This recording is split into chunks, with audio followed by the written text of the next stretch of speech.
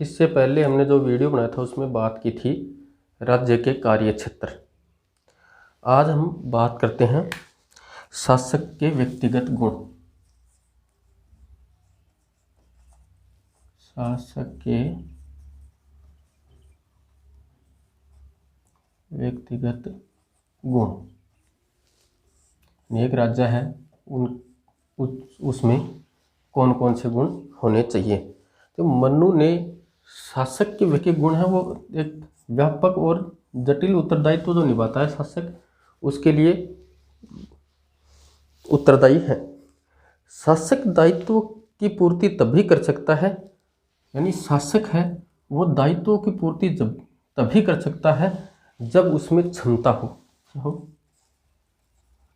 हो और व्यक्तित्व अच्छा हो और योग्यता हो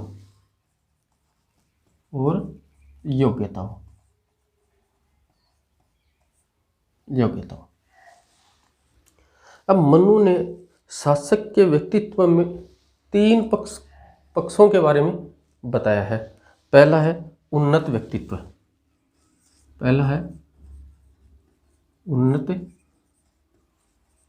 व्यक्तित्व, दूसरा है दायित्व निर्वहन के लिए योग्यता,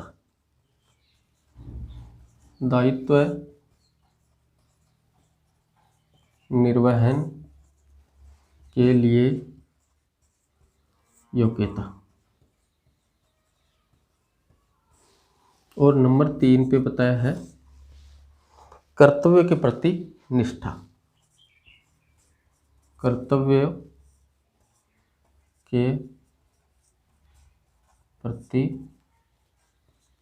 निष्ठा।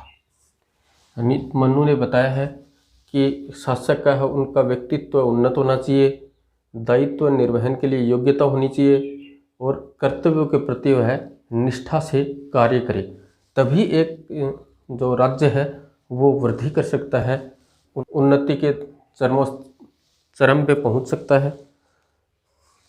अब राजा के गुणों के बारे में मनु ने पहला बताया है विनयशीलता।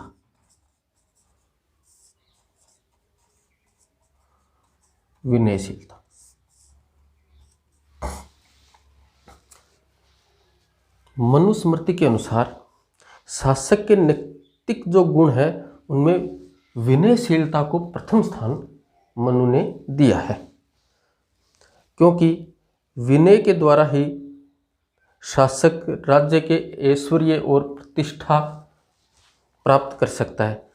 यानी विनयशीलता के ही बलबूते पे एक राज्य है वो ऐश्वर्य और प्रतिष्ठा, अपना जो मान सम्मान है उसको बनाए रख सकता है।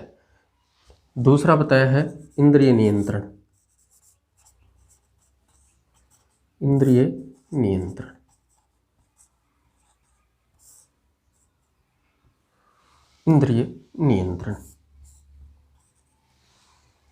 मनु के अनुसार यह गुण जो इंद्रिय नियंत्रण का गुण है यह शासक के लिए बहुत ही ज़्यादा आवश्यक है, बहुत जरूरी है। इस गुण के अभाव में प्रजा है वो शासक के आदेशों की अवहेलना करने लग जाती है, यानी आदेशों की अवहेलना करने लग जाता है।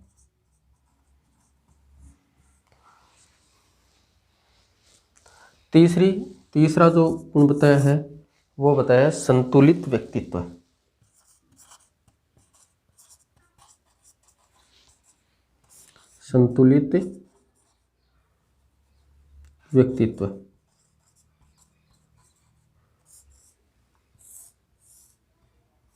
मनुस्मृति के अनुसार राजा का जो व्यक्तित्व है वो संतुलित होना चाहिए, यानी मनुष्य के अनुसार उसमें क्या कहा गया है कि राजा में कोई दुर्गुण ना हो।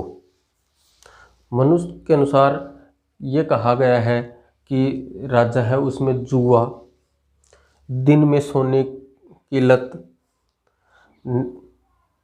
निंदा, स्त्री में आसक्ति, मद्यपान, नाच गान में आसक्ति आदि का गुण ना हो, यानी कौन कौन सा? दिन में शयन,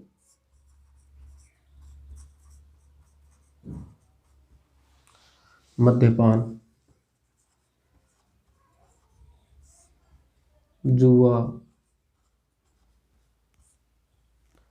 परनिंदा आदि जो गुण है ये गुण राजा में न हो।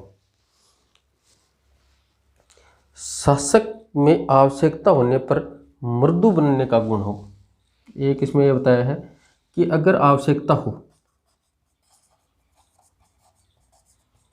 आवश्यकता हो तो शासक मृदु बनने का गुण हो, यानी मीठा बोलने का गुण हो। शासक है वो दानशील हो,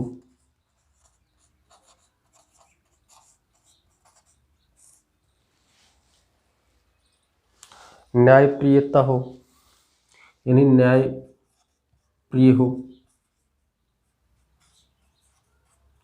और जो विद्वान है, राज्य में विद्वान है, उनके प्रति आदर भाव रखने वाला हो। ऐसा शासक के व्यक्तिगत जो गुण है उनके बारे में मनुस्मृति में बताया गया है। अब दूसरी बात हम करते हैं मंत्री परिषद, यानी राजा है उसके सहयोग के लिए मनुस्मृति में मंत्री परिषद का वर्णन किया गया है। मनुस्मृति के अनुसार राजा को राज्य चलाने के लिए कुछ सहयोगी होना बहुत ज़रूरी है। जो राज्य चलाने में सहयोग करते हैं उनको मनुस्मृति में मंत्री परिषद कहा गया है। मंत्री परिषद। आज अब हम बात करते हैं मंत्री परिषद के बारे में। मनु ने माना है कि राज्य को सुचारू रूप से चलाने के लिए मंत्री परिषद का होना बहुत आवश्यक है, यानी अति आवश्यक है। दूसरी बात मनु ने यह बताई है मंत्री परिषद के बारे में कि शासकीय शक्ति है उसको अकेले राजा के द्वारा न चला करके एक संस्थागत रूप में उसको चलाना है, वो उचित माना है। मंत्री परिषद के बारे में मनु ने एक बात और कही है कि राज्य को कार्य करने के लिए सहयोगियों की अति आवश्यकता होती है। राज्य का राज कार्य करने के लिए राजा है वो अकेला कभी अपना कार्य पूरा नहीं कर सकता, यानी राज्य कार्य करने के लिए सहयोगी की जरूरी अति आवश्यक है। राजा अकेला उस कार्य को संपादित करने में बिल्कुल असमर्थ माना है। अब बात करते हैं मंत्री परिषद की नियुक्ति।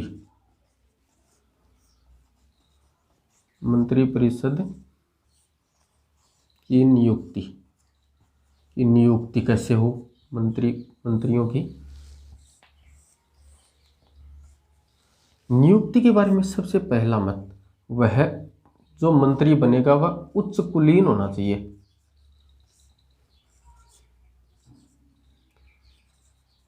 उच्च कुलीन यानी उच्च कुल में जन्मा हुआ होना चाहिए। मनुस्मृति में मंत्रियों की अन्य योग्यताओं के बारे में वह सूरवीर होना चाहिए, उसे शास्त्रों का ज्ञान हो,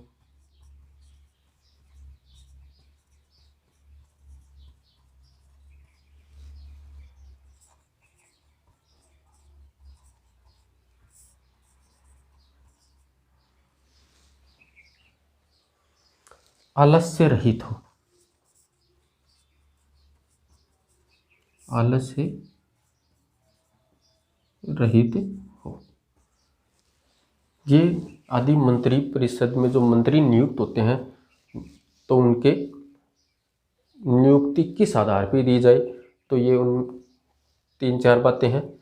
उच्च कुलीन होना चाहिए, सूरवीर होना चाहिए, उसे शास्त्रों का ज्ञान होना चाहिए, वह धर्मात्मा हो और आलस्य रहित हो। आगे बात करते हैं मंत्रियों का दायित्व अधिकार। मंत्रियों का दायित्व व अधिकार।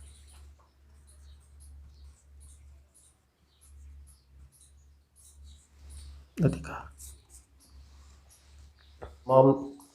मनु के अनुसार महत्वपूर्ण और जटिल मामला हो तो मंत्रिपरिषद के प्रत्येक सदस्य से अलग अलग और गोपनीय तरीके से वार्ता करें, और जो सामान्य मामले हैं उनमें सामूहिक रूप से चर्चा की जा सकती है। अब जो ये मंत्रियों से बातें करते हैं यानी मंत्रणा करते हैं, इस मंत्रणा की गोपनीयता होनी बहुत जरूरी है।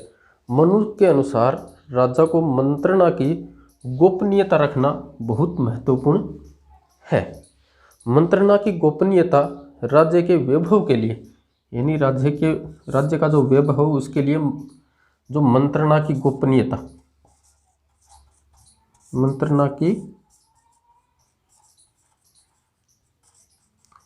गोपनीयता रखना अति आवश्यक मनुस्मृति के अनुसार माना है।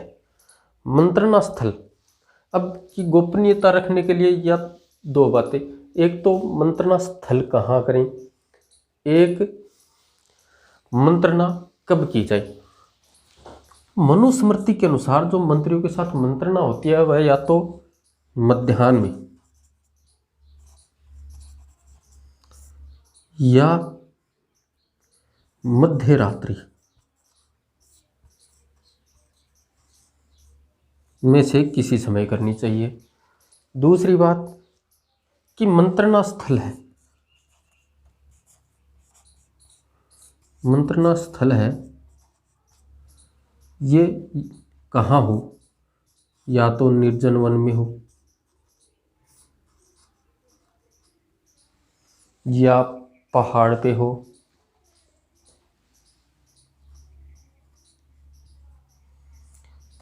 हो या एकांत महल में